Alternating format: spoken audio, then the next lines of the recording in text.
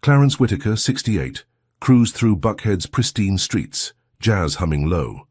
Blue lights flashed. Officer Lyle Grayson, smug, yanked him over, barking about suspicious driving. Clarence spoke steady, respectful, but Lyle roared, "You're resisting." Baton raised, Lyle froze when Clarence said, "Call the Chief Justice." Smirking, he added, "That's me." Lyle scoffed, but radios crackled, backup swarming. Cuffs bit Clarence's wrists. A war ignited tonight, but how far would it burn? Before we dive deeper, share where you're watching from.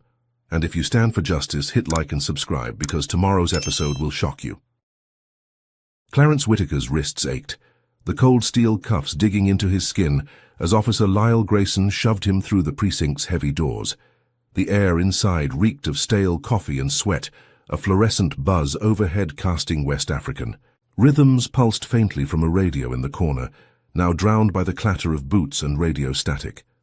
Buckhead's finest dragged him past a desk where a clerk barely glanced up, her fingers clicking on a keyboard. Clarence, 68, kept his chin high, his tailored jacket scuffed from the asphalt, his silver hair glinting under harsh lights. He was no stranger to pressure, but this was different. This was personal. The precinct's walls scrawled, with faded graffiti closed in, and he felt the weight of every eye on him. A black man in a place that chewed up men like him. Grayson, young, wiry, with a buzz cut and a sneer, pushed Clarence into an interrogation room. The door slammed shut, metal echoing. A single bulb swung above a scarred table, casting shadows that danced across Clarence's face. He sat, cuffs chaining him to a bolt in the floor, his posture straight, as if he were still behind the bench. He'd spent decades as Georgia's Chief Justice, wielding the gavel, upholding law in a state where justice often bent to power. Now he was the one in chains. Sergeant Vernon Holt stormed in, a bear of a man with a graying mustache and eyes like flint. His badge gleamed, but his scowl screamed trouble. "So you're the big-shot judge, huh?" Holt's voice dripped venom, his meaty hand slamming a folder onto the table. "Got a tip you're impersonating a state official. That's a felony, old man." He leaned close, breath sour with tobacco. "We don't take kindly to frauds around here." Clarence met Holt's glare, his voice steady as granite. "I am Clarence Whitaker, Chief Justice of the Georgia Supreme Court. Check my ID. Call the clerk's office. This is a mistake." His words were measured, each one deliberate, the kind of tone that had silenced courtrooms. But Holt's lip curled, unimpressed. "ID? Funny thing, we didn't find one on you." Holt opened the folder, sliding out a blank sheet. "No wallet, no nothing, just a mouthy guy in a cheap suit." He chuckled, low and mean, pacing the room like a wolf circling prey. "You think you can talk your way out? I've seen your kind before, always playing the victim." Clarence's jaw tightened. His wallet, tucked in his coat pocket when Grayson cuffed him, was gone, stolen or lost in the chaos of the stop. His pulse quickened, but he kept his face stone, refusing to give Holt the satisfaction of a crack. "I demand my phone call," he said, voice firm, the Constitution his shield. "You can't hold me without due process." Holt barked a laugh, slamming the table again, the sound sharp as a gunshot. "Due process? You're in my house now, boy." The slur landed like a blade, deliberate, meant to cut deep. Clarence's chest burned, memories of his youth in gym. Crow Georgia flashing. The signs, the shouts, the fear. He'd clawed his way to the top, but here in this room, he was just another black man to them. The door creaked open, and a younger officer, barely 25, slipped in, his face pale, eyes darting. Sarge, I ran the plates on his car. It's registered to a Clarence Whitaker, Chief Justice, Georgia Supreme Court. Got a photo from the state site. It's him." The kid's voice trembled, holding out a printout, Clarence's. Official portrait staring back. Holt snatched the paper, his face twisting like he'd swallowed glass. He glared at Clarence, then at the kid, who shrank under that flinty stare. "You sure about this, rookie?"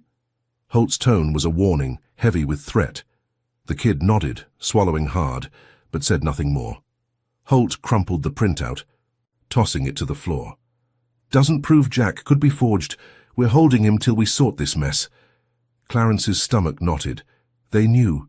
They had proof, and still, they buried it. This wasn't a mistake, it was a setup, and Holt was the muscle behind it. "You're violating my rights," Clarence said, each word clipped. "I want my lawyer now." Holt grinned, teeth yellowed, predatory. "Lawyer? Sure thing, Your Honor." He mocked the title, spitting it like a curse. "But first, let's—" "Check that car of yours again, gotta be thorough." He winked at Grayson, who smirked back, a silent pact passing between them. They left, the door locking with a click that echoed in Clarence's bones. Minutes bled into an hour, the bulb's hum his only company. He tested the cuffs, the metal unyielding, his wrists raw. His mind raced, piecing it together. Grayson's aggression, Holt's dismissal, the missing wallet. It all pointed to something bigger, a machine grinding him down because of who he was, what he represented. A black man with power was a threat, and they meant to break him. The door swung open again, and Grayson returned, holding a clear plastic bag. Inside, a small packet of white powder gleamed under the light. Clarence's heart sank, dread pooling in his gut. "Look what we found in your trunk," Grayson said, voice smug, dangling the bag like a trophy. "Cocaine, enough to put you away for trafficking. 20 years minimum." "That's not mine," Clarence snapped, his calm cracking for the first time. "You planted it, this is a lie." His voice rose, echoing off the walls, but Grayson just laughed, tossing the bag onto the table. Holt re-entered, his grin wider, more feral. "Planted? That's a bold claim, old man. Got proof?" Holt leaned in, his bulk blocking the light, casting Clarence in shadow. "Way I see it, you're a dirty judge running drugs, playing the race card when you get caught. Jury's gonna love that story." Clarence's breath caught.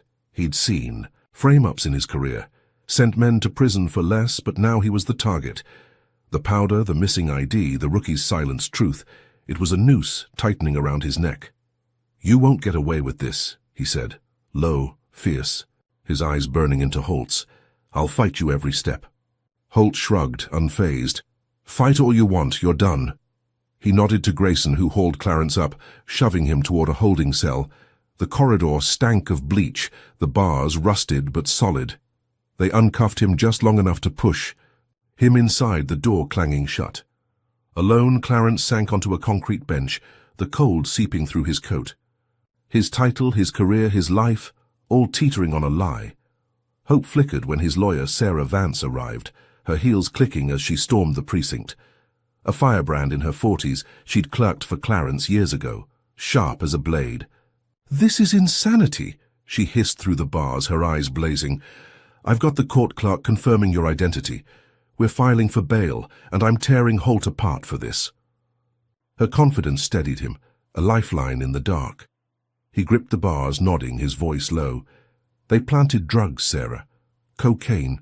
It's a setup." Her face paled, but she squared her shoulders. "Then we fight dirtier. I'll get you. Out by morning." She turned, already dialing her phone, her voice fading as she marched off. Clarence exhaled, daring to believe her. Bail, a hearing, the truth. He could claw his way back. He'd faced worse odds and won. But hours later, Sarah returned, her face grim, eyes red. "The judge denied bail," she said, voice tight, barely above a whisper. "Said you're a flight risk given the evidence. I checked the judge's history, Clarence. He's tight with Holt. Owes him favors from way back. This isn't just a frame-up, it's a conspiracy." Clarence's knees buckled, the cell spinning. Denied bail. A crooked judge. Holt's reach was deeper than he'd feared, a web of power spun to crush him. The cocaine charge wasn't just a lie. It was a death sentence for his name, his legacy. He sank back onto the bench, the concrete colder now, his hands trembling. Sarah reached through the bars, squeezing his shoulder. "We're not done," she said, fierce. "I'm digging into Holt's past. We'll expose him." He nodded, but doubt gnawed. Holt's grin, Grayson's smirk, the baggie of powder, they haunted him.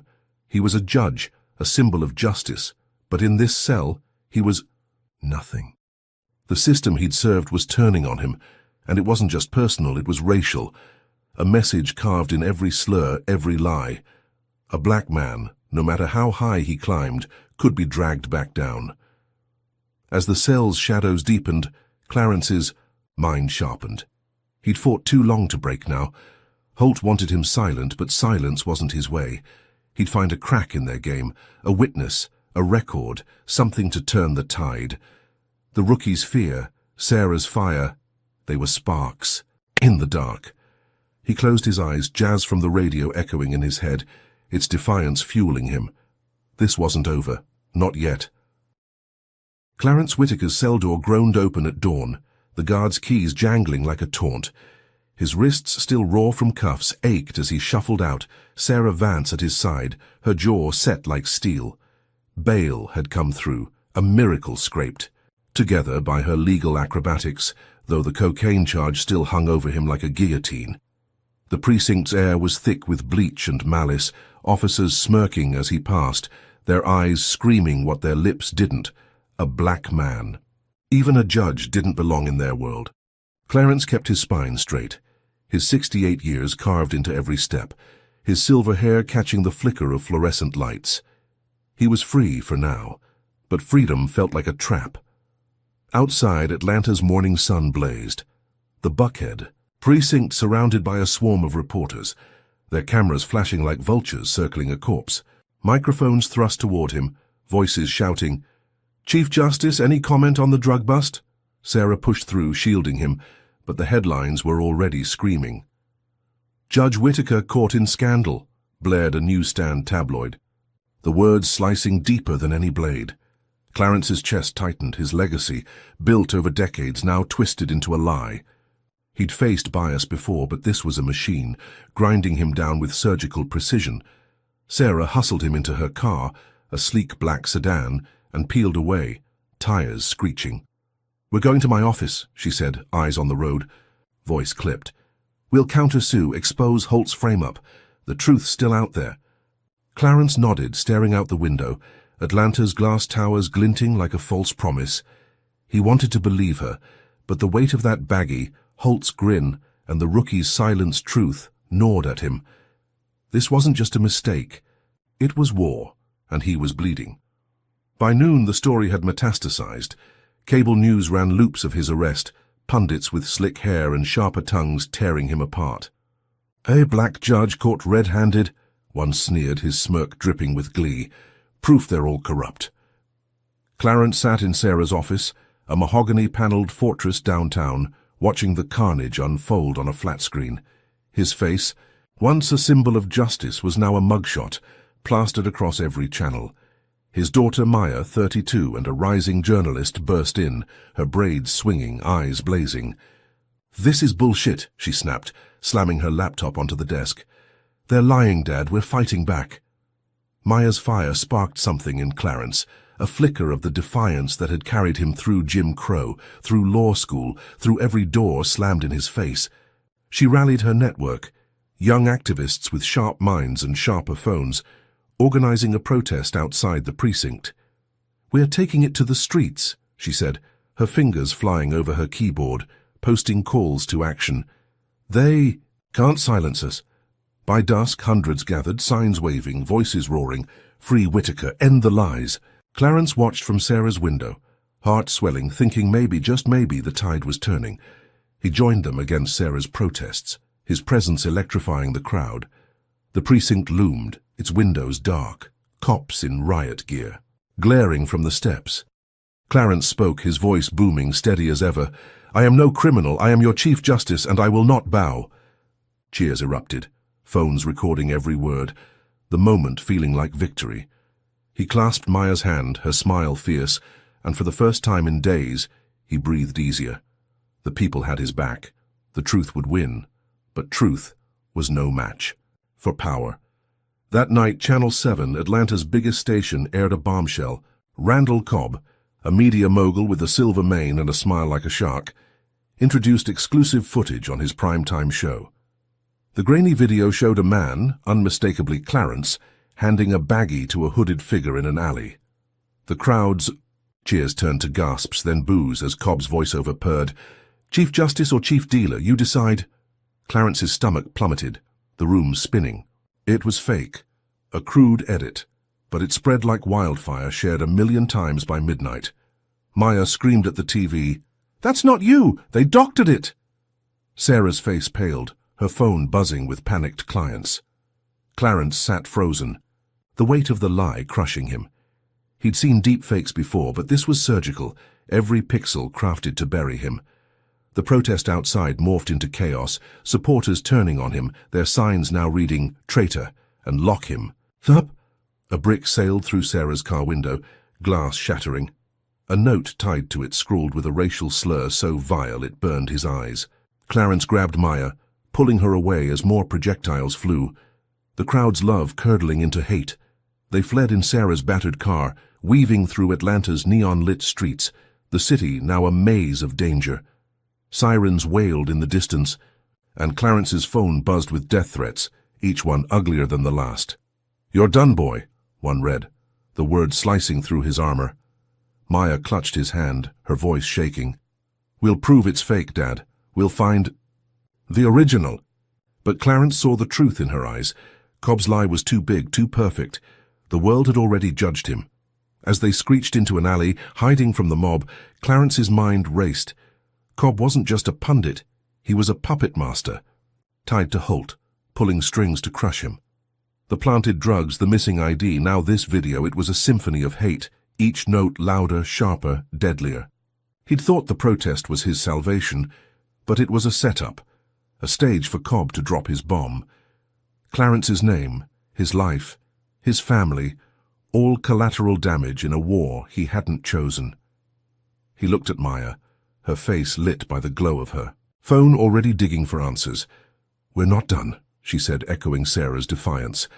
Clarence nodded, but dread coiled in his gut. Cobb's reach was vast, his resources endless, and this video was just the start. What would he unleash next? Clarence's hand tightened into a fist, his resolve hardening. He'd survived worse, and he'd fight, but the cost was climbing and the shadows were closing in. What do you do when the world turns on you? If you've ever been judged unfairly, drop a 1 in the comments. If you're raging at Cobb's lies, smash that like button. And if you're ready to see Clarence fight back, subscribe now, because the next chapter will leave you speechless. How will Clarence escape a city that's turned against him? Clarence Whitaker's heart pounded as Sarah's car screeched through Atlanta's backstreets, the shattered glass in the rear window glinting under streetlights. Maya clutched her phone, its screen casting a pale glow on her tense face, scrolling for any shred of hope to counter Cobb's doctored video. The city pulsed with rage, its neon signs blurring past, a reminder that nowhere was safe. Clarence, 68, felt the weight of his years, his bruised wrists throbbing, but his mind was razor-sharp. Cobb and Holt had turned the world against him, but he wasn't broken yet. Sarah's voice cut through the silence, steady despite the chaos. "We're heading to my firm. Eleanor's waiting. She's got the resources to bury Holt." Clarence nodded, clinging to the flicker of possibility, though doubt gnawed at him like a hungry rat. Elena Marquez, senior partner at Sarah's law firm, was a legend, a Puerto Rican powerhouse who'd taken down corrupt cops and crooked CEOs. Her office, perched on the 20th floor of a downtown tower, was a fortress of glass and steel, its walls lined with awards and photos of her shaking hands with governors. Clarence and Maya arrived under cover of night, slipping through a service entrance to avoid the reporters camped outside. Elena greeted them, her dark eyes fierce, her suit crisp despite the late hour. "This is war," she said, voice like a blade. "Holt's dirty, and I've got files to prove it. We're suing the precinct for false arrest, defamation, everything." She slid a stack of documents across her desk, police reports and whistleblower accounts detailing Holt's history of planting evidence, all stamped with the precinct's seal. Clarence's pulse quickened, hope flaring as he scanned the pages. One report, buried in the pile, described Holt framing a black teenager for theft. The kid's life ruined with a single baggie, just like Clarence's. Another linked Holt to a string of brutal arrests, all targeting black men, all swept under the rug. "This is it," Clarence said, his voice low, almost reverent. "This could end him." Maya's eyes lit up, her fingers twitching as if ready to tweet the truth to the world. Eleanor leaned forward, her smile sharp. "We file tomorrow, demand a public inquiry. Cobb's video won't stand up when we gut Holt's credibility." For the first time in days, Clarence felt the scales tipping. Elena's evidence was a lifeline, a chance to claw back his name, his life. He pictured Holt in cuffs, Cobbs, empire cracking, the city waking up to the truth. Maya hugged him, her warmth grounding him, and even Sarah, usually stoic, cracked a rare smile. They worked late, strategizing, drafting motions, the office humming with purpose. Clarence allowed himself to believe, to dream of justice, the gavel back in his hand, but trust is a fragile thing, and betrayal cuts deepest when it's close. Eleanor's junior associate, a slick 20-something named Trevor Blake, lingered, in the shadows, his boyish charm masking a snake's heart. Unbeknownst to the team, Trevor was Randall Cobb's nephew, planted in the firm years ago to feed secrets to his uncle's empire. As Clarence and Elena pored over the files, Trevor slipped into a stairwell, his phone pressed to his ear. "They've got dirt on Holt," he whispered to Cobb, his voice low, eager. "Police reports, witnesses, the works, they're filing tomorrow." Cobb's reply was a hiss, cold and precise. "Burn it, all of it." By dawn, the trap was set. Clarence, exhausted but resolute, sipped coffee in Elena's conference room, the city's skyline glowing pink beyond the windows. Maya typed furiously, drafting a press release to amplify their lawsuit. Elena was on the phone with a judge, securing an emergency hearing. The air crackled with momentum, the fight finally theirs. Then the alarm screamed, red lights flashing, the building's security system shrieking like a wounded animal. Boots thundered in the hall, and the door burst open, Holt's goons pouring in, black-clad, faces masked, batons gleaming. "Down! Now!" one roared, his voice muffled but venomous. Clarence froze, coffee spilling, as a baton cracked against his shoulder, pain exploding down his arm. Maya screamed, diving under the table, but the goons were relentless, smashing computers, shredding files, their boots stomping the evidence into confetti. Slurs echoed, carved into the air. "Go back to the ghetto, Judge." And worse, each word a knife twisted in Clarence's gut. He swung back, his fist connecting with a goon's jaw, but another clubbed his ribs, dropping him to his knees, blood pooling in his mouth. Elena fought too, hurling a chair, but the goons overwhelmed her, zip-tying her wrists. Trevor stood in the corner, feigning panic, his eyes glinting with triumph. The raid was surgical, every file torched, every hard drive smashed.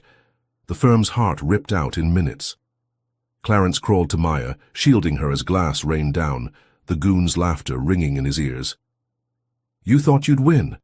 One spat, his boot grazing Clarence's temple. "Holt says hi." The goons vanished as sirens wailed, leaving the office a smoldering ruin. Clarence staggered to his feet, ribs screaming, blood dripping from his brow. Maya clung to him, sobbing, her laptop crushed under debris. Eleanor, freed by a trembling paralegal, stared at the wreckage, her face ashen. "They knew," she whispered, voice hollow. "Someone tipped them." Clarence's mind raced, Trevor's absence glaring, but there was no time to chase it. The evidence, their one shot, was gone, and Holt's grip was tighter than ever. Sarah burst in, her face pale, phone in hand. "It's worse," she said, voice shaking. Channel 7's breaking news, Maya's apartment's on fire, live footage. Clarence's heart stopped, his eyes darting to the TV on the wall. Flames roared, swallowing Maya's building, the anchor's voice smug. "Suspected arson linked to the Whitaker scandal." Maya gasped, her hands trembling, her home, her memories reduced to ash. Clarence pulled her close, his own pain forgotten, rage boiling in his veins. Cobb's hand was everywhere, Holt's boots on their necks. They fled the firm, slipping through a back exit as cops swarmed the tower, their flashlights slicing the dawn. Clarence's body ached, each step a battle, but his mind burned with clarity. Trevor's betrayal, the raid, the fire, it was all connected, a machine of hate built to crush them. He'd thought Elena's files were their salvation, but they were bait, luring him into a slaughter. Holt and Cobb weren't just fighting. They were playing chess, and he was 3 moves behind. As they ducked into an alley, Maya's voice cut through the haze, fierce despite her tears. "We're not done, Dad. We'll find another way." Clarence nodded, his hand squeezing hers, but dread coiled tighter. Cobb's reach was a noose tightening with every step. The firm was ashes, Maya's home gone, and their allies were dwindling. What would Holt unleash next? Clarence's eyes hardened, his resolve aflame in the dark. He'd survived worse, and he'd fight, but the cost was climbing and the city was closing in. Clarence Whitaker's ribs throbbed with every breath, the alley's damp air stinging his bloodied brow as he and Maya slipped through Atlanta's shadows. The city's pulse, once a comfort, now felt like a predator's heartbeat, its neon glow a trap waiting to snap shut. Maya's eyes, red from tears over her torched apartment, burned with defiance, her phone clutched like a weapon. Clarence, 68, leaned against a brick wall, his silver hair matted with sweat, his tailored jacket torn. Holt's raid on Eleanor's firm, Trevor's betrayal, and the fire that swallowed Maya's home were no accidents. They were blows in a war designed to break them. But Clarence's spine stayed iron, his mind a furnace of resolve. They weren't done yet. Maya led him to a rundown warehouse on Atlanta's west side, a hub for a grassroots activist group called the People's Pulse. The building, its windows, boarded, hummed with quiet rebellion, laptops glowing, voices whispering, the air thick with coffee and hope. Inside, a dozen young organizers, mostly black and Latino, greeted Maya with nods, their faces a mix of awe and urgency when they saw Clarence. "Chief Justice," said their leader, a wiry 20-something named Jamal, his dreads tied back, "we've got your back." Jamal's crew had been tracking police corruption for years, their servers packed with data the system couldn't touch. Clarence felt a spark, a chance to strike back. Jamal laid out a plan: crash a city council meeting, broadcast Holt's crimes to Atlanta's elite, force a reckoning. "We hack the precinct's database," he said, pointing to a laptop streaming code. "Get proof Holt's been planting evidence for years. You present it live, Judge, they can't ignore you then." Maya's fingers flew, already probing the precinct's firewalls, her journalism skills blending with the group's tech savvy. Clarence watched, pride swelling despite the pain in his ribs. His daughter was a warrior, and these kids were his army. They worked through the night, the warehouse a hive of clicks and murmurs. By dawn, Maya cracked the database, pulling records that made Clarence's blood run cold. Emails from Holt to his officers ordering creative arrests of black men, lists of planted drugs, even a memo joking about keeping the streets clean. One file tied Holt to a cocaine stash, the same kind used to frame Clarence. "This is it," Clarence said, voice low, gripping the printouts like a lifeline. "We've got him." Jamal grinned, slapping his shoulder, and Maya hugged him, her eyes shining. The council meeting was in 2 days, they'd be ready. Clarence dared to hope, picturing Holt's face as the city turned on him, Cobb's lies crumbling under the weight of truth. The group drilled their plan. Maya would stream. The meeting, Jamal's team would guard the exits, and Clarence would speak, his gavel replaced by a microphone.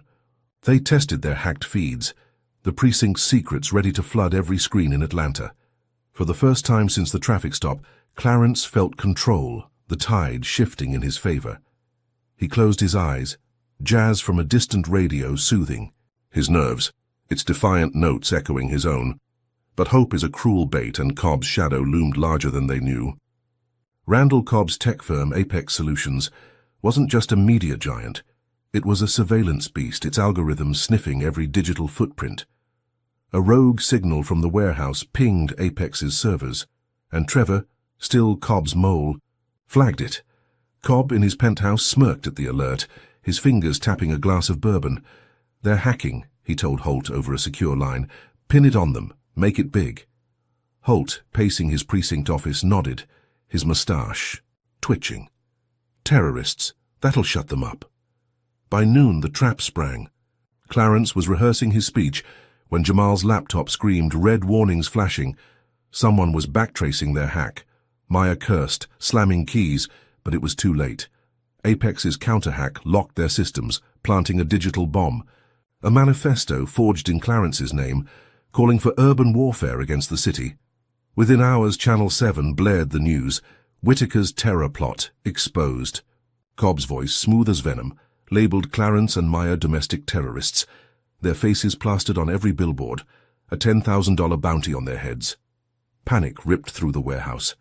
"We're burned," Jamal shouted, yanking. Cables, but the sky roared before they could flee. Drones, sleek and black, buzzed overhead, Apex's logo glinting on their hulls, cameras whirring, red lasers slicing the dusk. Clarence grabbed Maya, shoving her toward a back exit, but the doors exploded inward, SWAT bursting through, their rifles raised, gas masks glinting. Bullets tore through crates, glass shattering, screams echoing as the group scattered. "Whitaker! Down!" a SWAT leader bellowed, his voice robotic. But Clarence dove behind a server rack, Maya at his side, her breath ragged. Gas canisters hissed, choking clouds filling the air, burning Clarence's lungs. He crawled, ribs screaming. The hacked printouts clutched to his chest, their last hope. Jamal's crew fought back, hurling chairs, but the SWAT team was a machine, batons cracking skulls, boots stomping hands. Clarence reached a side door, kicking it open, but a drone swooped low, its laser blinding him. A mechanized voice droning, "Surrender, Whitaker." Maya yanked him through, the warehouse erupting in flames behind them, the evidence, the laptops, all consumed. They stumbled into a vacant lot, coughing, the city's skyline a mocking glow. Sirens wailed, closing in, and Clarence's heart sank. Maya was gone, snatched in the chaos. A SWAT radio crackled nearby, confirming it. Female suspect in custody. His daughter, his warrior, was Holt's prisoner now. Clarence sank to his knees, the bounty, the drones, the terrorist label crushing him. Cobb's counter-hack wasn't just a defense, it was a death blow, turning their rebellion into a trap. He staggered to his feet, the printouts crumpled but intact, his only weapon left. The city was a cage. Every camera, every cop hunting him. Holt and Cobb had played him, their power vast, their hate surgical. The warehouse, their one sanctuary, was ash, and Maya was gone. But Clarence's eyes burned, his resolve a blade honed. By loss, he'd find her, expose them, no matter the cost. The jazz in his head played on, defiant, daring him to fight. Have you ever lost everything to a lie? Comment 1 if you're furious at Cobb's betrayal. Feeling Clarence's pain as Maya's taken? Smash that like button. Want to see him rise from the ashes? Subscribe now, because the next chapter's a heart-pounder. Can Clarence save Maya while the city hunts him? Clarence Whitaker's boots scraped against Atlanta's cracked pavement, the city's underbelly swallowing him as he slipped through its maze of alleys. The night air was thick, humid, carrying the stench of garbage and gasoline, a fitting shroud for a man branded a terrorist. His ribs burned from the warehouse raid, his bloodied brow crusted, but the crumpled printouts of Holt's crimes, tucked inside his torn jacket, fueled his steps. Maya was gone, snatched by SWAT. Her absence, a knife in his chest. At 68, Clarence felt every ache, but his eyes, sharp as ever, scanned the shadows. The $10,000 bounty on his head turned every stranger into a hunter, and the city was alive with greed. He ducked into a boarded-up deli, its windows papered with faded menus, the air inside stale with dust. His phone, nearly dead, buzzed with alerts, his face plastered on every news app labeled armed and dangerous. Cobb's deepfake and Holt's frame-up had worked, painting him as a monster. The terrorist manifesto forged by Apex's hack was a masterstroke, turning allies into enemies. Clarence's breath hitched, the jazz in his mind. Coltrane's defiant wail, his only anchor. He had to find Maya, clear his name, but first he needed proof Holt couldn't burn. A contact from his judicial days, Marcus Reed, an ex-cop turned private eye, had texted an address before the warehouse fell. Marcus, a grizzled black man who'd quit the force after one too many accidents with black suspects, owed Clarence a favor from a case years back. "Meet me," the message read. "Got dirt on Holt." Clarence slipped out, weaving through Atlanta's back streets, dodging streetlights, his silver hair tucked under a scavenged cap. The address led to a dive bar in Vine City, its neon sign flickering, bass thumping from within. Marcus waited in a booth, his bald head gleaming, a scar splitting his eyebrow, his eyes wary but warm. "You look like hell, Judge," Marcus said, sliding a beer Clarence didn't touch. "Holt's got the city locked down, but I've got something." He pulled a flash drive from his coat, its surface scratched but intact. Recordings. Holt bragging to his boys about planting drugs. Roughing up black kids, names, dates, stash houses. Enough to bury him. Clarence's pulse quickened, his fingers closing around the drive, its weight a lifeline. Marcus leaned close, voice low.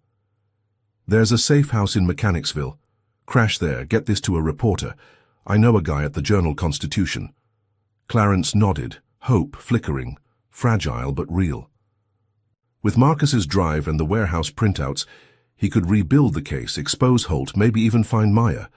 He clasped Marcus's hand, gratitude unspoken but heavy. "You're risking a lot," he said, voice rough. Marcus shrugged, his scar twitching. "Been black in this city 50 years, risks my middle name." Clarence slipped the drive into his pocket, the bar's smoke curling around him, and stepped back into the night, daring to believe he'd turned a corner. But trust, even among allies, was a gamble, and Marcus had rolled the dice poorly. Unknown. To Clarence, Cobb's money had reached him first. A briefcase of cash delivered days ago, enough to buy a new life. Marcus's tip was bait, the safe house a trap, and as Clarence neared Mechanicsville, the air grew heavy with menace. His phone, now dead, offered no warnings, and the streets lined with sagging row houses felt too quiet. He found the address, a derelict warehouse, its doors rusted, windows black. The hairs on his neck rose, but he pushed inside, the printouts, and drive clutched tight, his only weapons. The darkness swallowed him, the warehouse's air cold, reeking of oil and rot. A single bulb flickered, casting jagged shadows, and then the trap sprang. Footsteps echoed, heavy, deliberate, circling like wolves. Figures emerged, a dozen men in tactical gear, their faces masked, rifles glinting, but their patches screamed. Militia, white supremacists, Holt's hired dogs. "Well, well, Judge," their leader drawled, his voice thick with southern venom, a Confederate flag tattooed on his neck. "Thought you'd play hero." Clarence's heart pounded. Marcus's betrayal a punch to the gut, but he stood tall, his voice steady. "You're Holt's puppets, he'll burn you too."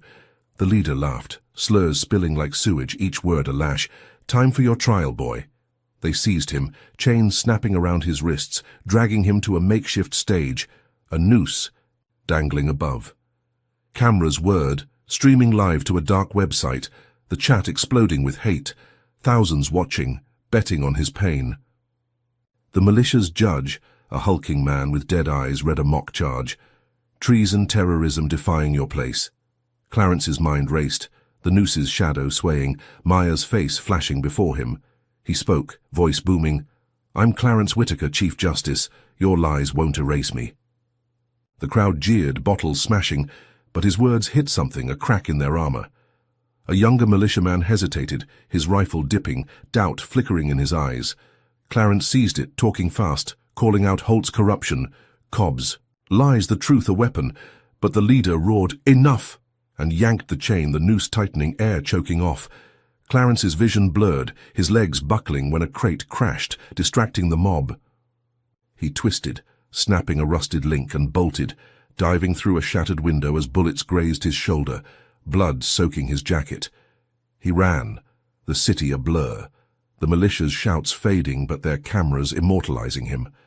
By morning, the stream was everywhere, CNN x YouTube, his trial twisted into proof of guilt. "Whitaker's terrorist confession," the headlines screamed, his defiance edited into madness.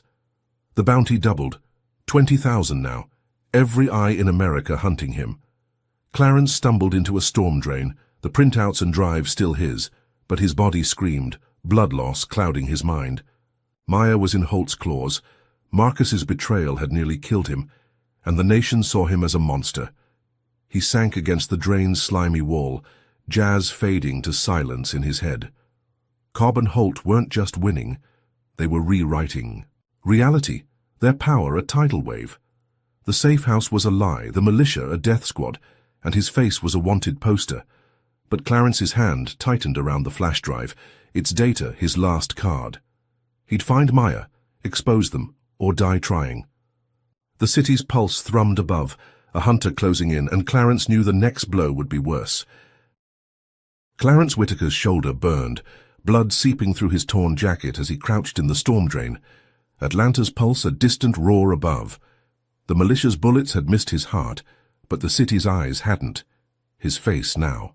America's Most Wanted haunted every screen, the $20,000 bounty a siren call to hunters. At 68, his body screamed, ribs cracked, brow crusted. But the flash drive from Marcus and the warehouse printouts, tucked against his chest, were his lifeline. Maya, his daughter, was in Holt's clutches, and that thought alone kept his legs moving.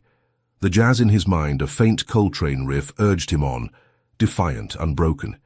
He'd tracked Maya to a private prison on Atlanta's outskirts, a concrete fortress run by Warden Amos Klein, a Cobb ally with a rap sheet longer than a summer day. The facility, Ironwood Correctional, was a black hole. Black inmates funneled in, rights stripped, families silenced. Clarence had heard whispers of it in court, but now it held his daughter, a pawn in Cobb's game. He slipped through the city's fringes, dodging drones and cop cars, his silver hair hidden under a stolen hoodie. The flash drive, with Holt's recorded confessions and the printouts detailing his frame-ups, were his leverage, but saving Maya came first. Clarence needed a way in. A contact from his judicial days, a clerk named Lena, had ties to Ironwood's staff. She met him in a derelict gas station, her hands trembling as she handed him a forged ID, labeling him as a defense attorney. "Klein's tight with Cobb," she warned, voice low, eyes darting. "They're holding Maya in solitary, no charges, just security. You get caught, you're done." Clarence nodded, pocketing the ID, his resolve iron. Lena's fear was a mirror. He knew the risk, but Maya's life was worth it. At dusk, he approached Ironwood, its razor-wire fences glinting under floodlights, guards patrolling with dogs that snarled at shadows. Clarence's forged ID got him through the gate, his heart pounding as he signed in, the clerk barely glancing at his face. Inside, the prison stank of bleach and despair, its halls echoing with shouts and clanging steel. He moved fast, his limp, masked by sheer will, following Lena's map to solitary. The guards, distracted by a shift change, didn't notice the lawyer slipping into restricted wings, his eyes scanning for Maya. He found her cell, a steel tomb, Maya curled on a cot, her braids loose, her face bruised but fierce. "Dad?" she whispered, voice cracking as she saw him through the slot. Clarence's chest tightened, love and rage colliding. "I'm getting you out," he said, picking the lock with a tool Lena had slipped him, his hands steady despite the pain. The door creaked open, and Maya flung herself into his arms, her warmth a balm to his wounds. But time was a blade. Alarms would scream soon. They moved, Maya's journalist instincts sharp, mapping exits as they dodged cameras. Clarence had a plan. A podcast, run by a rogue reporter named Tarek, was streaming live from a van outside, ready to broadcast their truth. They reached a maintenance tunnel, its air dank, pipes hissing, and Clarence handed Maya the flash drive. "Get this to Tarek," he said, voice urgent. "Holt's confessions, Klein's abuses, it's all there." Maya nodded, slipping the drive into her pocket, her eyes blazing with purpose. They emerged into a loading dock, Tariq's van idling, its antenna humming. Inside, Tariq, a wiry man with a goatee, was already live, his voice crackling through thousands of listeners. "We're exposing Ironwood's hell," he said, nodding as Clarence and Maya climbed in. Clarence took the mic, his voice booming, steady as a gavel. "I'm Clarence Whitaker, Chief Justice. Holt framed me, Klein jails the innocent, and Cobb pulls the strings. Listen." Maya played the drive, Holt's voice spilling out, bragging about planted drugs, laughing about ruined lives. Tariq uploaded the printouts, scans flashing across screens, showing Klein's illegal detentions, black inmates targeted, families broken. The internet exploded, hashtags trending, protests flaring. Outside Ironwood's gates, listeners called in, outraged, their voices a chorus of support. Clarence clasped Maya's hand, hope surging, the truth finally free. Atlanta's streets buzzed, crowds chanting his name, the city waking up. He dared to believe they'd won, that Holt's empire would crack, Klein's prison would fall, and Cobb's lies would burn. Maya smiled, her bruises fading in the van's dim light, and Clarence felt the weight lift just for a moment. But victory is a cruel mirage when power fights back. Cobb, watching from his penthouse, slammed his fist on his desk, the podcasts, stream glaring on his monitors. He dialed Klein, his voice ice. "They're heroes now, fix it." Klein, sweating in his office, nodded, his guards already moving. Apex Solutions, Cobb's tech arm, spun a new lie. A press release, blasted. Across every outlet, claimed Clarence had staged Maya's capture, faking her bruises for sympathy, the podcast a terrorist stunt. Channel 7 ran it, pundits sneering, Whitaker's desperate ploy, their words twisting the truth into poison. Before Clarence could react, Klein's guards struck. Tires screeched as armored trucks rammed Tariq's van, shattering its windows, the podcast cutting to static. Guards poured out, batons swinging, their shouts laced with slurs. "Back to your cage, girl!" Maya fought, kicking a guard's shin, but they dragged her back toward Ironwood, Clarence lunging after her. A baton cracked his skull, stars bursting, and he fell, the flash drive skidding across pavement. Tariq, bloodied, tried to restart the stream, but a guard smashed his equipment, sparks flying. Clarence crawled, vision blurring as drones buzzed. Above, Apex's cameras broadcasting the chaos, framing it as a terrorist takedown. The crowd's cheers turned to screams, protesters scattering as tear gas bloomed. Then came the fire. Guards doused the van with gasoline, flames roaring, consuming Tariq's gear. His proof, his voice. Clarence staggered to his feet, the printouts singed but clutched tight, Maya's cries echoing as she vanished behind Ironwood's gates. The safe house they'd planned to flee to. A nearby motel burned too, Klein's men torching it preemptively, smoke choking the sky. Clarence stumbled into a ditch, the city's glow a mocking halo. The podcast had been their sword, but Cobb's lie was a guillotine, cutting their momentum, turning heroes into frauds. Maya was back in chains, the drive gone, their allies silenced. Holt's laughter, Klein's sneer, Cobb's bourbon glass, they haunted him, their power a vice. His shoulder bled, his skull throbbed, but Clarence's eyes burned, the jazz riff returning, fierce, unyielding. He'd free Maya, expose them, or die in the fight, but the next blow would be apocalyptic. Ever been betrayed by the system you trusted? Comment 1 if you're raging at Klein's cruelty. Feel the sting of Cobb's lies. Smash that like button. Ready for Clarence to strike back? Subscribe now, because the next chapter's a gut punch. Will Clarence free Maya from Ironwoods? Grip? Clarence Whitaker's head throbbed, the gash from the guard's baton pulsing as he crouched in the ditch. Atlanta's skyline a cruel glow in the distance.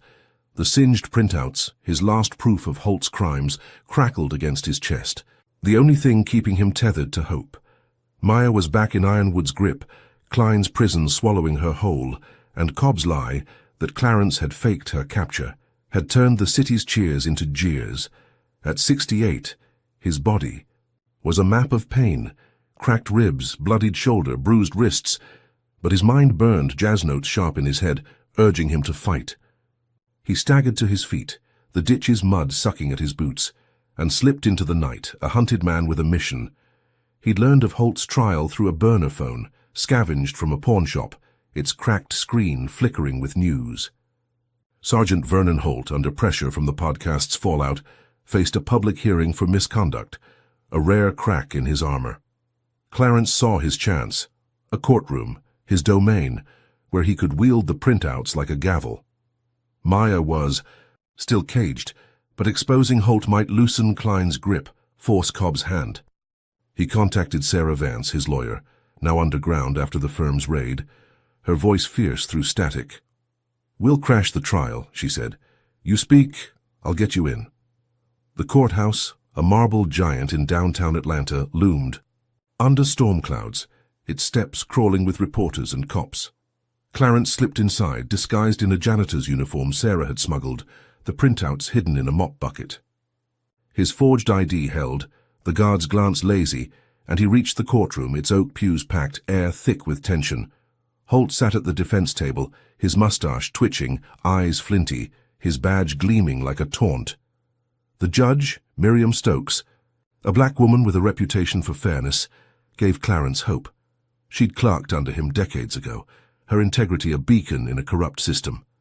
Sarah met him in a side room, her suit rumpled but her eyes blazing. "Stokes is clean," she whispered, handing him a microphone wired to a hidden recorder. "Present the printouts, call for a mistrial. I've got Maya's location. Klein's moving her tonight." Clarence nodded, his heart pounding, the eye plan crystallizing.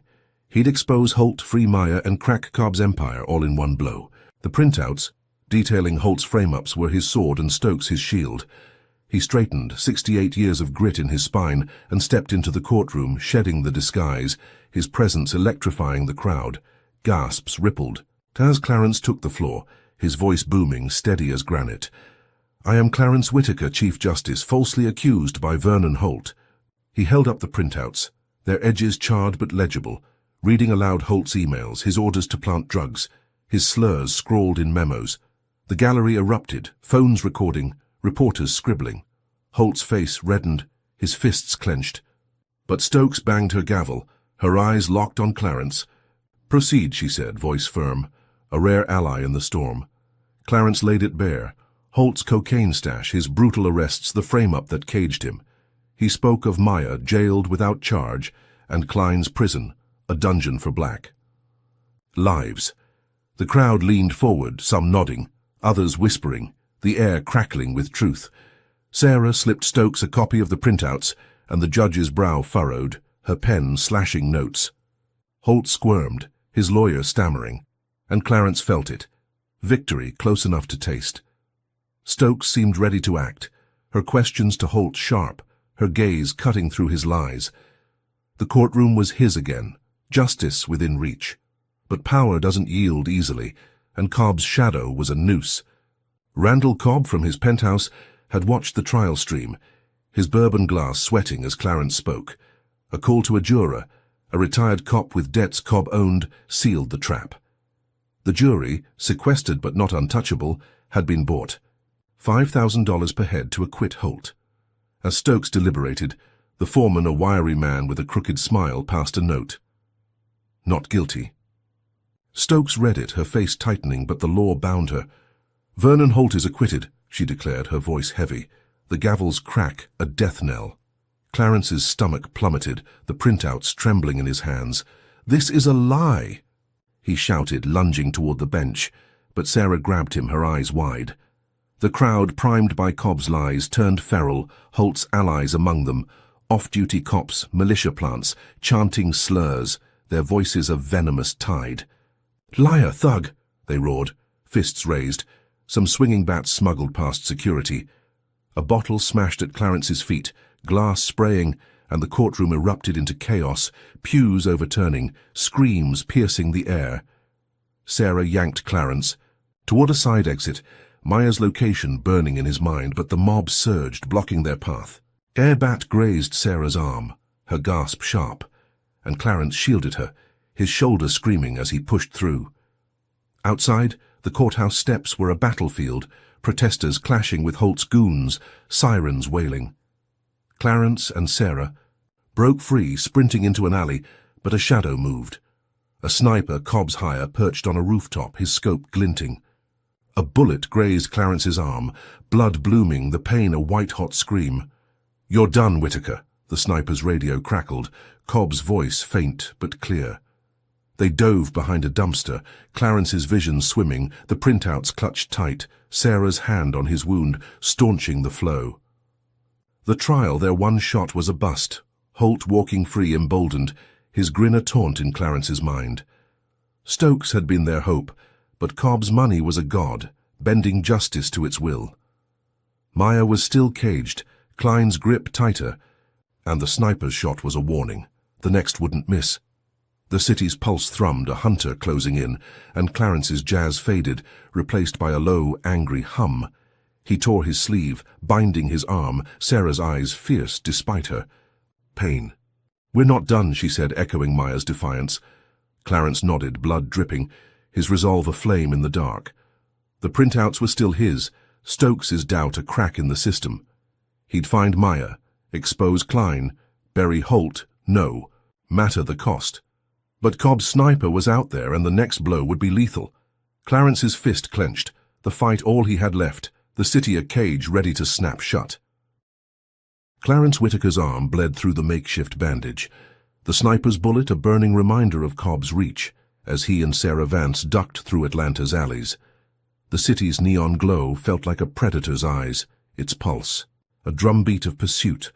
The singed printouts, proof of Holt's crimes, pressed against his chest, his only weapon now. At 68, Clarence's body was a battlefield, cracked ribs, gashed head, grazed arm, but his mind was a furnace, fueled by Maya's captivity and Holt's acquittal. The courthouse riot, the bought jury, Stokes's helpless gavel, all screamed one truth. Cobb's power was a god, and Clarence was its heretic. Sarah, her arm bruised from the mob's bat, kept pace, her eyes fierce. "We've got one shot," she said, voice low. "Leak the printouts to the national press." Clarence nodded, the jazz in his head a faint, defiant wail, urging him to fight. They slipped into a derelict print shop, its presses rusted, air thick with ink and dust. Sarah's contact, a grizzled editor at the Washington Post named Carla Dunn, had agreed to meet, her reputation for exposing corruption a beacon. Carla arrived, her grey ponytail swinging, eyes sharp behind wireframe glasses. "Show me," she said, no nonsense, as Clarence spread the printouts on a table. Holt's emails, his orders to plant drugs, his slurs in memos, all laid bare. Carla's pen flew, her questions surgical, dates, sources, witnesses. "This is dynamite," she said, voice low, already typing on her laptop. "We'll run it tomorrow, front page, online now." Clarence's heart surged, hope flickering. Despite the pain, the Post's reach was global, its credibility a hammer to crack Cobb's lies. He pictured Holt's face, Klein's panic, Maya's cell door opening. Sarah uploaded scans of the printouts, Carla's team verifying them in real time, the story taking shape. Atlanta cops' racist conspiracy exposed. By midnight, the article hit, shared 1,000,000 times, X exploding with outrage. Protests flared across Atlanta, crowds choking downtown, signs demanding Holt's arrest, Klein's resignation, Cobb's head. Clarence watched from the shop's cracked window, the city's skyline pulsing with chants, his name a rallying cry. He clasped Sarah's hand, daring to believe they'd won, that truth would burn through the lies. The protests swelled, black neighborhoods rising, students joining, even white allies marching, their voices a tide. Clarence's mugshot once, a brand of shame, became a symbol, T-shirts printed with his face, "Free Whitaker" graffitied on walls. The jazz in his head swelled, Coltrane's notes soaring, and for a moment he felt the gavel back in his hand, justice alive. Sarah's phone buzzed, texts from activists confirming Maya was still at Ironwood. But pressure was mounting. Klein couldn't hold her forever. Clarence exhaled, the city's roar a lifeline, the truth his sword. But power doesn't kneel, and Cobb's wrath was a storm. From his penthouse, Randall Cobb watched the protests on a dozen screens, his bourbon glass cracking in his grip. Apex Solutions, his tech empire, was no mere media machine. It was a digital warlord, its servers humming with malice. He called his lead hacker, a pale wraith named Victor, his voice ice. "Crash the city, blame Whitaker." Victor's fingers danced, and by dawn Atlanta's grid buckled. Power lines sparked, traffic lights died, hospitals flickered, looting erupted in the chaos. Channel 7, Cobb's mouthpiece, pinned it on Clarence, a new deepfake showing him hacking the grid, his face snarling on every screen. The headline screamed, "Whitaker's cyber terror plunges Atlanta into darkness." Cobb's voice, smooth as venom, narrated the lie, calling Clarence a domestic enemy orchestrating chaos. The protests fractured, some turning on Clarence, their signs now reading "traitor." Holt seized the moment, declaring a curfew, his voice booming on emergency broadcasts. For public safety, black neighborhoods are under lockdown. Said armored patrols rolling out, targeting Vine City, West End, every block where Clarence's supporters lived. Tanks rumbled, tear gas bloomed, and screams echoed, the city a war zone. Clarence and Sarah fled the print shop as sirens closed in, the blackout's darkness a cloak but a cage. They ducked into a barber shop, its owner, a grizzled man named Earl hiding them in a back room. Earl's radio crackled. Holt's curfew orders laced with slurs. Keep those animals in line. Clarence's stomach churned. The lockdown a noose on his people, his fight twisted into their punishment. Sarah's face paled, her phone dead in the outage, Carla's article buried under Cobb's lie. The printouts, still his, felt heavier. Their truth drowned in chaos. The barbershop's door rattled, cops banging, their flashlights slicing the dark. Earl shoved Clarence and Sarah into a crawl space, its air dank, spiders skittering. Outside, a raid unfolded, batons cracking, glass smashing, the curfew's wrath unleashed. Clarence's hideout wasn't safe. Holt's patrols were surgical, guided by Apex's drones, their cameras whirring above. A Molotov cocktail sailed through the shop's window, flames roaring, the air choking with smoke. Clarence crawled out, coughing, his leg catching fire, the pain a scream as Sarah doused it with a rag. The printouts singed further, but he clutched. Them, his eyes watering, Earl's shouts fading as the shop burned. They staggered into a vacant lot, the city a flickering hellscape, power lines sparking, crowds scattering. Cobb's voice boomed on a jumbotron, untouched by the blackout, calling Clarence a plague on our city. The curfew's patrols, all white, tore through black homes, kids dragged from beds, elders cuffed, slurs carved into doors. Clarence's leg throbbed, the burn scarring his skin, but Maya's face drove him, her captivity a fire in his veins. The Post's article had lit a spark, but Cobb's blackout was a tidal wave, drowning hope, turning allies into prey. Sarah pulled him behind, a dumpster, her breath ragged, her eyes fierce. "We're not done," she said, her voice ablade. Clarence nodded, the printouts his last card, his jazz a low, angry hum. Holt's curfew, Klein's prison, Cobb's hack. They were a machine, crushing his people, his daughter, his name. But machines had weaknesses, and he'd find Cobb's or die trying. The city's flames danced, a hunter's eyes in the dark. And Clarence knew the next blow would be cataclysmic. Ever felt the system turn your truth into a lie? Comment 1 if you're furious at Cobb's blackout. Heart-breaking for Clarence's scarred leg. Smash that like button. Ready to see him fight a city on fire? Subscribe now because the next chapter's a heartstopper. Can Clarence find Cobb's weakness before the curfew crushes him? Clarence Whitaker's leg burned. The Molotov scar a throbbing pulse as he and Sarah Vance crouched behind the dumpster. Atlanta's blackout casting the city in a flickering shroud. The air reeked of smoke and tear gas. The curfew's patrols, tearing through black neighborhoods, their slurs echoing like war drums.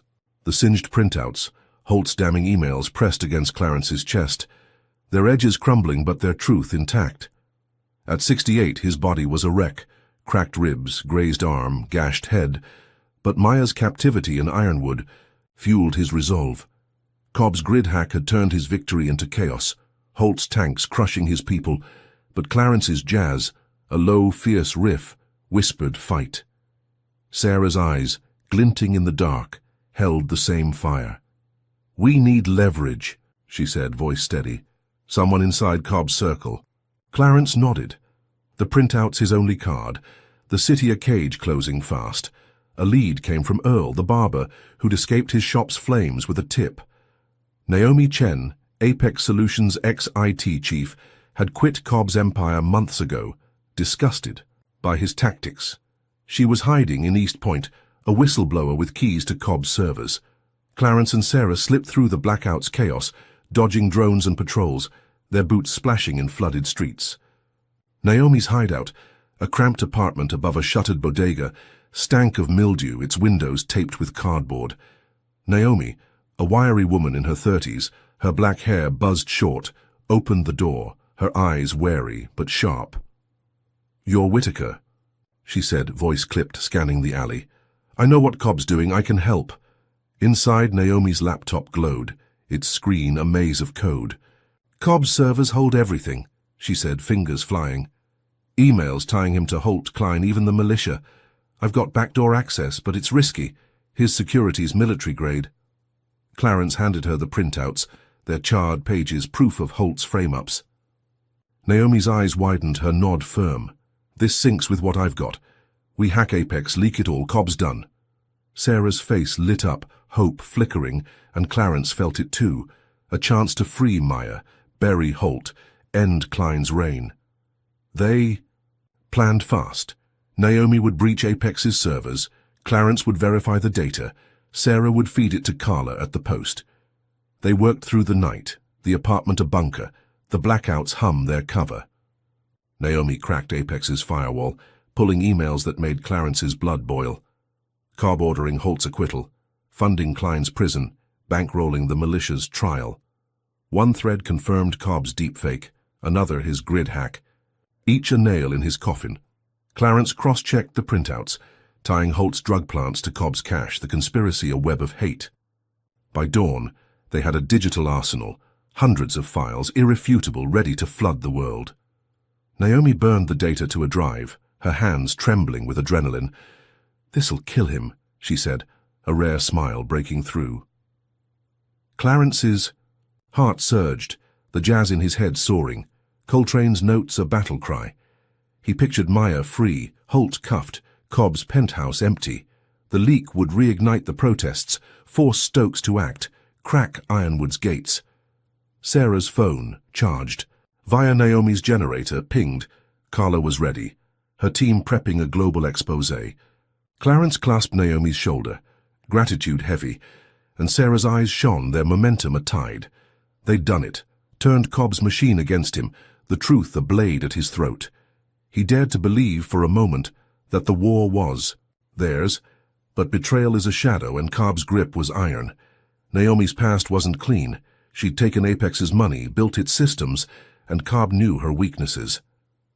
A week ago his men had found her brother, a med student in debt, and blackmailed him with a forged arrest warrant. Naomi's loyalty wavered, her fear a crack Cobb exploited. As she handed Clarence the drive, her laptop pinged, a silent alarm, triggered by her own code, alerting Apex's servers. She'd meant to disable it, but Cobb's threat, her brother's life, froze her hand.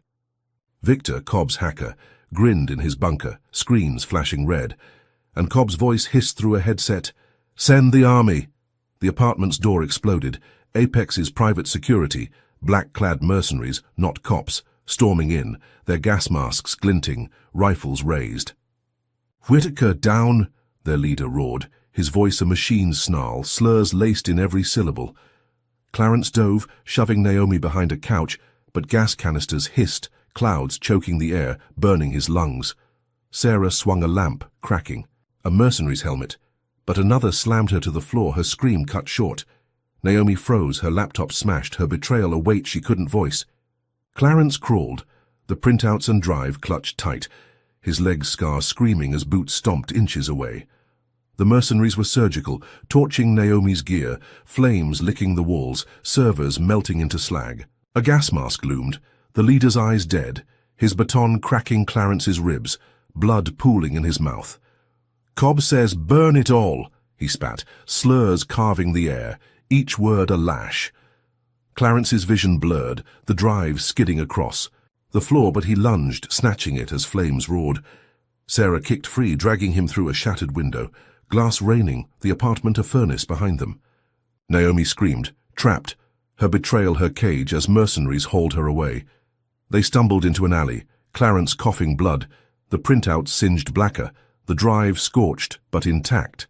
Sirens wailed, Apex's drones buzzing, their cameras, broadcasting the raid as a cyber-terrorist bust. Channel 7 spun it live, Whitaker's hackers caught, Cobb's voice purring, framing Clarence as the mastermind, Naomi his pawn. The curfew tightened. Black neighborhoods raided harder, families torn apart. Clarence's name a curse again. His leg buckled, Sarah's arm around him, her face grim. "We've still got the drive," she said, voice fierce. But the raids. Cost was brutal. Naomi gone, the servers ash, their edge blunted. Clarence sank against a wall, the city's flames a mocking dance. Cobb's mercenaries weren't just muscle. They were a message, his power untouchable, his hate a blade. The hack had been their checkmate, but Naomi's betrayal, coerced by Cobb's blackmail, turned it into check. Maya was still in Ironwood. Holt's patrols a noose, Klein's prison a tomb. Clarence's jazz faded, a low hum of rage, his hand tightening around the drive. He'd find another way, free his daughter, expose the beast, but the next blow would be a reckoning. Clarence Whitaker's lungs burned, the gas from Apex's raid lingering as he and Sarah Vance staggered through Atlanta's blackened streets, the city a flickering war zone under Holt's curfew. His leg scar throbbed, his ribs cracked with every breath, blood crusting his arm, but the scorched drive and singed printouts clutched against his chest were his last hope. At 68, Clarence was a ghost, hunted by drones and bounties, Maya's captivity in Ironwood, a knife in his heart. Cobb's mercenaries had crushed their hack, Naomi's betrayal a wound deeper than any bullet. But the drive's data, Cobb's emails, Holt's confessions, Klein's abuses, was a blade he'd wield. Sarah's eyes, bruised but fierce, met his in the dark. "We hit Cobb where it hurts," she said, voice a blade. "His gala tomorrow night." Clarence nodded, the jazz in his head a low, angry pulse, defiance his only fuel. Cobb's annual gala, a glitzy affair at the Fox Theatre, drew Atlanta's elite, mayors, CEOs, judges, all pawns in his empire. The drive's emails tying Cobb to Holt and Klein could ruin them, and the gala's live stream broadcast to millions was Clarence's stage. Sarah's contact, a disgruntled stagehand named Rico, slipped them invites, forged as press passes, and a hack to hijack the stream. Clarence shaved his silver hair, donning glasses and a suit, his limp masked by sheer will. Sarah, her arm bandaged, posed as his producer, her laptop ready to upload the drive. The theatre loomed, its marquee blazing, red carpet crawling with wealth and power, guards oblivious to the storm coming. Inside, chandeliers glittered, champagne flowed, and Cobb held court, his silver mane gleaming, his smile a shark's. Clarence's pulse raced, the drive in his pocket a ticking bomb. Rico met them backstage, his hands shaky, pointing to a control booth. "Stream's wired," he whispered. "You've got 10 minutes before security sweeps." Clarence nodded, his heart pounding, Maya's face flashing. Maya, caged by Klein, her bruises his failure. He and Sarah slipped into the booth, the gala's hum muffling their steps, the screen showing Cobb's speech, his voice purring about Atlanta's future. Sarah plugged in the drive, her fingers flying, hijacking the stream. Clarence took the mic, his voice booming across the theatre, the city, the world. "I am Clarence Whitaker, Chief Justice, branded a terrorist by liars." The crowd gasped, heads turning, Cobb's smile freezing. Clarence read the emails, each word a hammer. Cobb's payments to Holt, Klein's prisoner quotas, the militia's orders. Screens flashed the printouts, Holt's slurs in bold, Klein's ledgers of black inmates. The elite squirmed, phones. Recording, the stream viral in seconds. "This is your city," Clarence roared, "built on hate, paid in blood." The crowd turned, murmurs rising, some shouting, "Arrest Cobb!" A senator stood, face pale, demanding answers. Cobb's eyes darted, his hand signaling guards, but the stream was unstoppable, shared globally, X ablaze with outrage. Sarah grinned, the drive's data flooding newsrooms, Carla's team at the Post amplifying it. Clarence felt it. Victory. Raw and real, the truth shattering Cobb's mask. He pictured Maya free, Holt cuffed, Klein's prison gutted. The jazz in his head soared, Coltrane's wail a triumph, the gavel his again. But power bites back, and Holt's venom was a flood. Cobb cornered, dialed Holt, his voice ice. "End him now!" Holt's militia, pre-positioned, stormed the theatre, no longer masked but bold, their Confederate patches gleaming, rifles raised. "Whitaker's got hostages," their leader lied, voice booming, the crowd panicking, champagne glasses shattering. They dragged Clarence from the booth, Sarah kicking, her laptop smashed. The militia hauled him outside to Peachtree Street, where a makeshift gallows stood, a noose swaying, cameras rolling, a public execution streamed to millions. The militia's leader, the same tattooed brute from the warehouse, grinned, slurs spilling each a lash. "Time to hang, boy," he spat the crowd, Holt's plants chanting, "Traitor!" The rope bit Clarence's neck, his wrists chained, his legs scar, screaming as he stood on a crate.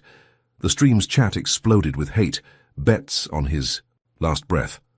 But Clarence spoke, voice steady, cutting through the noise. "I'm Clarence Whitaker, your Chief Justice. Cobb's lies, Holt's crimes, Klein's cages, they're the traitors. Fight them." His words hit, some in the crowd. Pausing, phones still recording, a few shouting, "Let him go." A militiaman wavered, his rifle dipping, doubt in his eyes. But the leader yanked the crate, the noose tightening, air choking off. Clarence's vision blurred, his ribs cracking, Maya's face his anchor. Then a scream. Maya, freed by a guard. Sarah had bribed, sprinting through the chaos, tackling the leader, her braids flying. The crowd surged, some joining her, others fleeing, the militia's line cracking. Sarah cut Clarence's rope, his breath gasping, the gallows collapsing as he fell, Maya's arms catching him, her tears hot against his face. But Cobb's wrath was swift. He cut the stream, Apex's servers spinning a new lie. Whitaker's stunt fool's crowd. Channel 7 ran it, framing the gallows as Clarence's hoax, his speech edited into threats. The truth drowned, the crowd's doubt buried, and drones buzzed overhead, Apex's cameras locking on Clarence and Maya, their faces beamed to every cop, every bounty hunter. They fled, Sarah leading, the city's streets a maze, drones trailing. Like hounds, their lasers slicing the dark. Clarence's neck burned, his body crumbling. But Maya's hand in his was steel, the drive lost, but the printouts his last spark. They ducked into a sewer, the gala's lights fading, the city's pulse, a hunter's beat. Cobb's drones, Holt's militia, Klein's grip.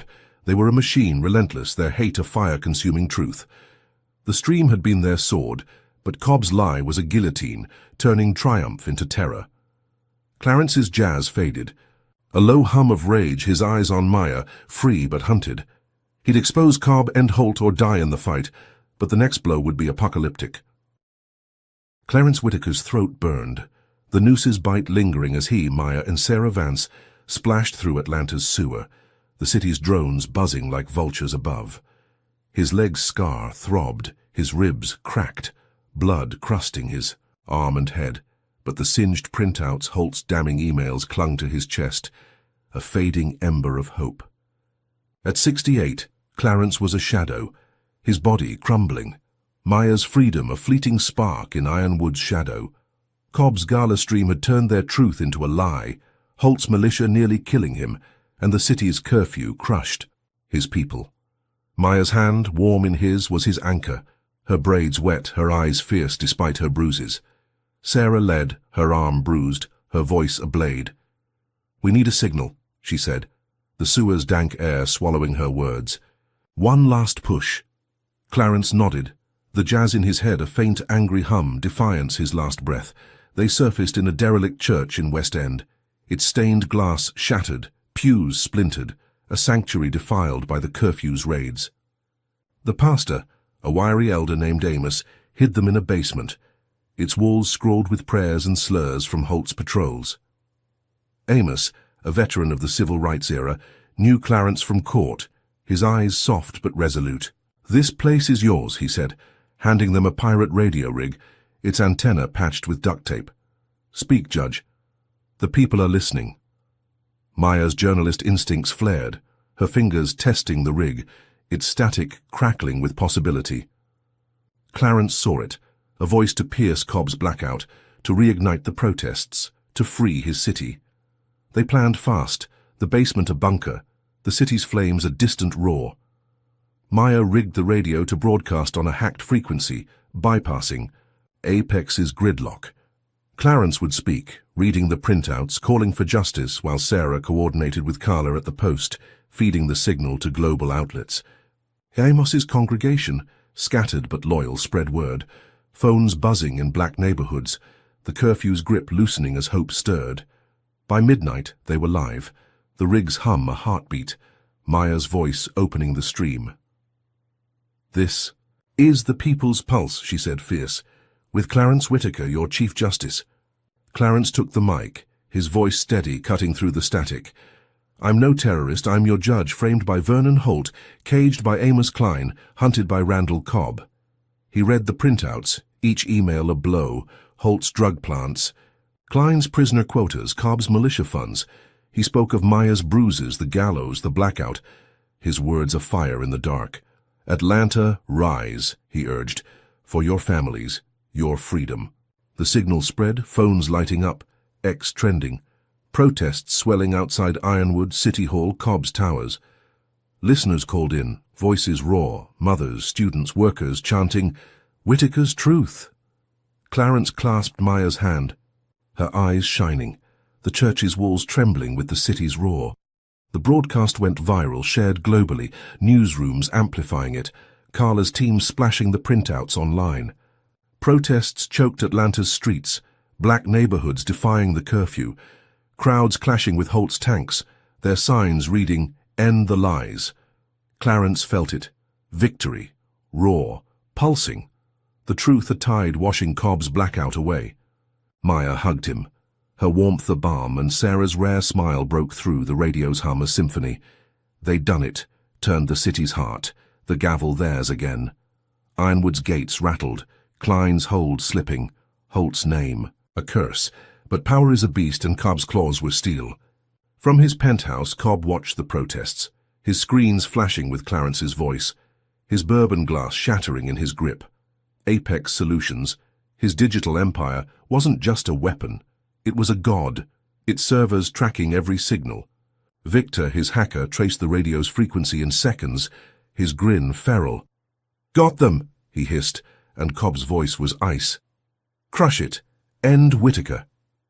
Apex's drones, armed with military-grade tech, locked on the church, but Cobb wanted more. A spectacle to bury the truth.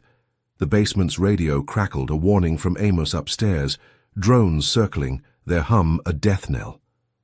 Before Clarence could react, the church shook.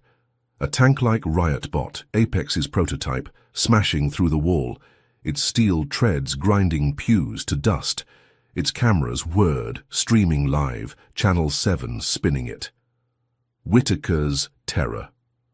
Cell raided.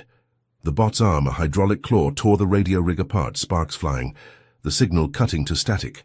Clarence dove, shielding Maya, but the bot's gas jets hissed, choking clouds burning his lungs, his legs scar screaming as he crawled. Sarah swung a pipe, denting the bot's hull, but its claw swatted her, her body slamming a wall, blood trickling. Maya screamed, grabbing the printouts as debris rained, the church's ceiling cracking. The bot's voice, Cobb's pre-recorded taunt, boomed. Whitaker plague terminated. Militia stormed in. Holt's dogs, their rifles raised, slurs. Carved in every shout, Die, boy! Clarence's vision blurred, his body failing. The curfew's raids echoing outside. Black homes burning, his people crushed. He thought he was done. The jazz silent, his strength gone. Maya dragged him, her arms steel, through a trapdoor Amos had shown them, the bot's claw grazing Clarence's back, blood soaking his shirt. They stumbled into a tunnel, the church. Collapsing above, its stained glass buried, a sacred space defiled. Sarah limped behind, coughing, her face grim. The city's screens, untouched by the blackout, flashed Cobb's voice, now live. Whitaker's plague ends tonight. The protests faltered, some turning on Clarence, Cobb's lie reigniting fear. The curfew's tanks rolling harder, families torn apart. They emerged in a vacant lot, the city a smouldering hell, drones circling, their lasers slicing the dark. Clarence's leg buckled, his body a wreck. The printout singed to near dust, but Maya's hand steadied him, her eyes fierce. The radio had been their voice, but Cobb's bot was a guillotine, crushing hope, silencing truth. Holt's militia, Klein's prison, Cobb's drones, they were a machine, relentless, their hate, a fire consuming all. Clarence's jazz was a whisper, rage his only spark. He'd free Maya, end them or die, but the next blow would be the end. Clarence Whitaker's body was a ruin, his legs scar searing, ribs cracked, blood crusting his arm and head, as he, Maya, and Sarah Vance stumbled through Atlanta's vacant lot, the city's flames a mocking crown in the distance. The churches, collapse echoed behind them, Apex's riot bot a steel demon that had crushed their radio, their voice, their hope. The singed printouts, Holt's damning emails, were ash in Clarence's pocket, their truth nearly lost. At 68, he was a ghost, hunted by Cobb's drones. Maya's freedom from Ironwood, a fleeting spark now dimmed by the curfew's noose. Maya's hand, warm but trembling, steadied him. Her braids matted, her eyes fierce despite her bruises. Sarah, limping, her face bloodied, pointed to a sewer grate. "Cobb's penthouse," she said, voice raw. "One last play." Clarence nodded, the jazz in his head a faint, furious whisper, his resolve a blade honed by loss. Cobb's penthouse, atop Apex Solutions Tower, was a fortress of glass and steel, its servers holding the keys to his empire. Holt's orders, Klein's ledgers, the militia's pay. Clarence had one card left, a drone stolen from a downed Apex unit in the lot, its hackable software a gift from Naomi's betrayal. Maya, her journalist instincts sharp, had studied Apex's tech, her fingers already probing the drone's controls. "We can breach his network," she said, voice steady, the sewer's dank air swallowing her words. "Stream his confession. End this." Sarah's eyes burned, her plan brutal, infiltrate, hack, broadcast, no matter the cost. Clarence's heart pounded, Maya's face his anchor, the city's pulse a hunter closing in. They moved, slipping through sewers to a service tunnel beneath Apex's tower, the drone tucked under Clarence's arm, its hum a faint promise. His body screamed, every step a knife in his leg, his breath ragged, blood seeping. But Maya's defiance fueled him. The tunnel led to a maintenance shaft, its ladder rusted, Clarence climbing with gritted teeth, Sarah and Maya behind. They emerged. In a utility room, the tower's hum vibrating, guards' boots echoing nearby. Maya hacked a keypad, her phone's last battery sparking, and they slipped into a server bay, its air cold, racks glowing with data. Cobb's secrets, ripe for the taking.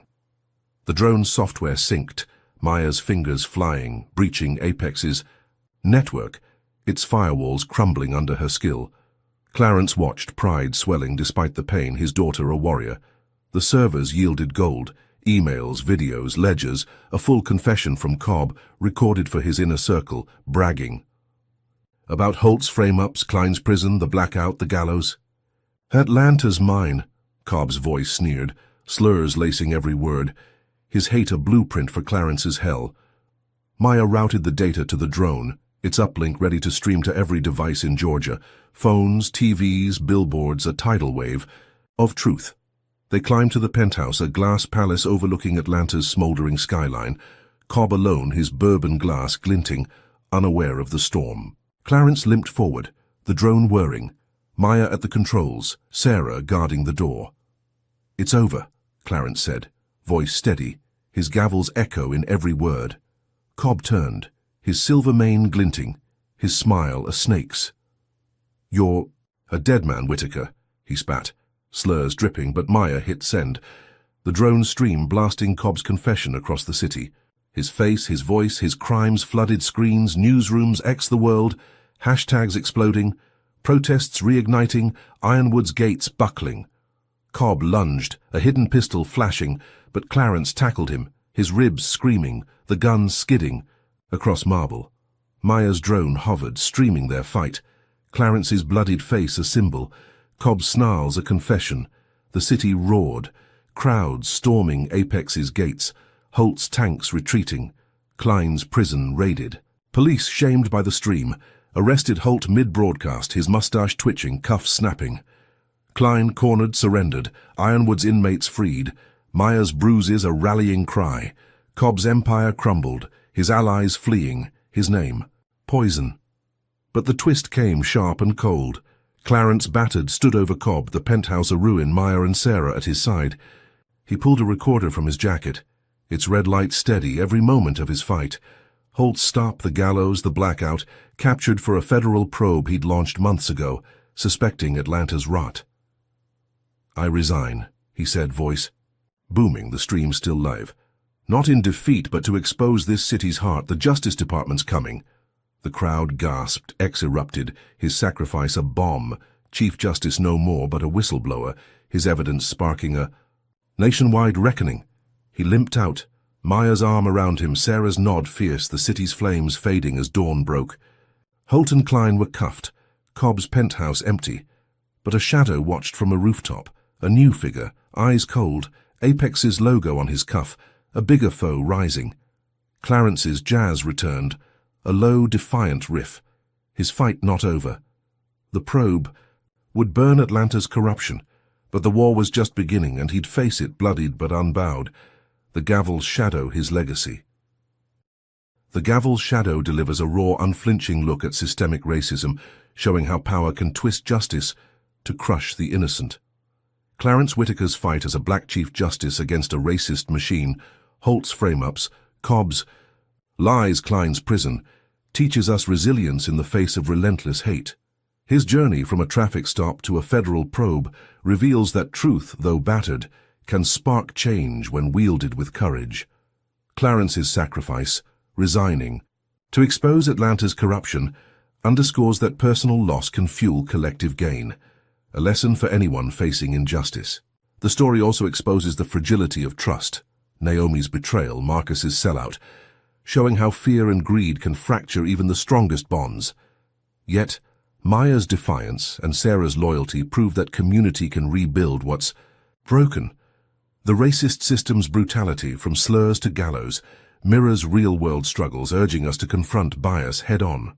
Clarence's jazz, a constant pulse, symbolizes hope's persistence, a reminder to find strength in heritage. The final twist, a new foe rising, warns that victory is never final.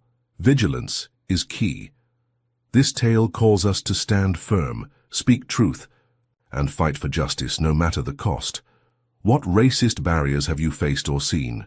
Comment below, hit like if Clarence's fight moves you, subscribe for more truth, and share to spread the word. Thank you for joining this journey. Here's to courage and justice in your battles.